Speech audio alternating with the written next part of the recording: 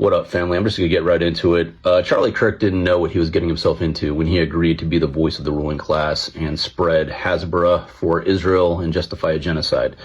See, the thing about these public figures who are rather not privy to the full echelons of power and how dark it gets, they tend to go in it with naivety. See, the thing about making a deal with the devil is that once the devil is done with you, he'll discard you. Charlie Kirk, no doubt, just to live with himself, probably had to convince himself every single day that he was on the right side of history. And the problem with that is that the more you are in this global ecosystem of voices and opinions, eventually the truth is going to get to you. No matter how hardened you are against the truth, it will eventually get to you, and you will eventually start to have questions about yourself, with your own conscience. And this guy had kids, and he had a wife. When you have to see your wife and kids every day, and you have to see other kids every day, and you have to listen to other opinions, you start to question life. You start to ask yourself, am I going down the right road? No matter how much of an asshole you are. And we see this sort of progression in the last few days of Charlie's life. He was starting to have a little bit of bitterness in how he was controlled on what he could and could not say. But if you've already signed a deal with the devil and you start to question things and you start to doubt your position, well, then the devil's going to look at you and be like, well, what use do I have for you anymore? If you're going to start to pull back and go the opposite direction or even think about going the opposite direction.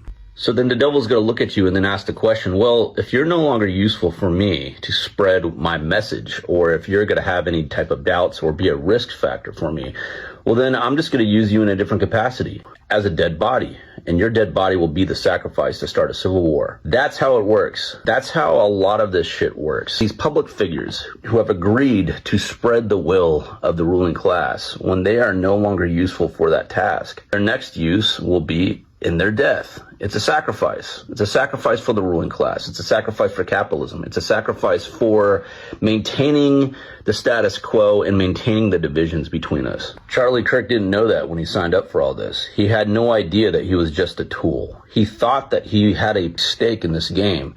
And then I think towards the end of his life, he started to see the writing on the wall that he was no longer useful. And you can kind of tell in his demeanor. You can tell in the nervousness of his voice.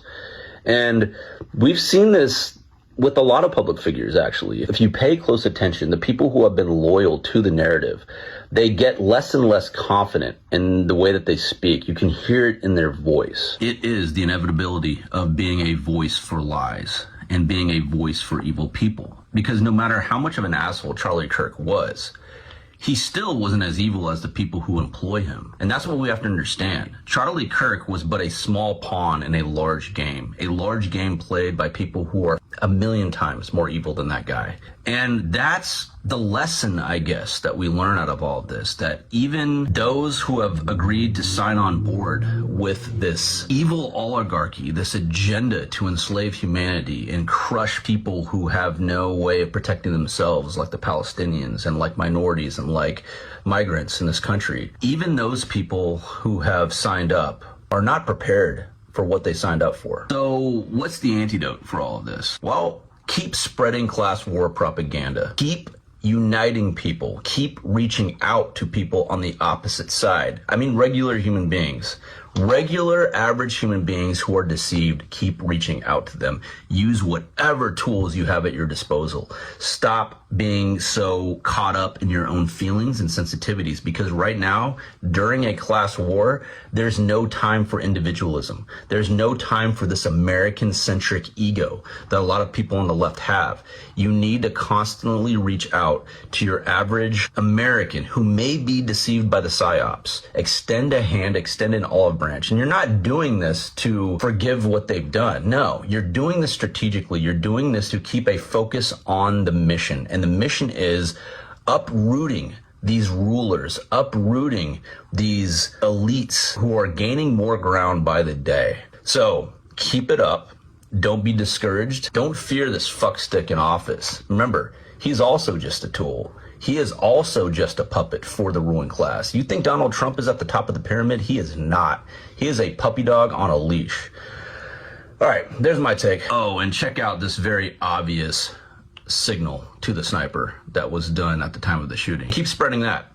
Keep spreading to the people on the right that, hey, As much as you want to get fired up against the far left for this, understand that whoever was behind this definitely is not on the far left, and they definitely were inside Charlie's circle. As always, love you, fam.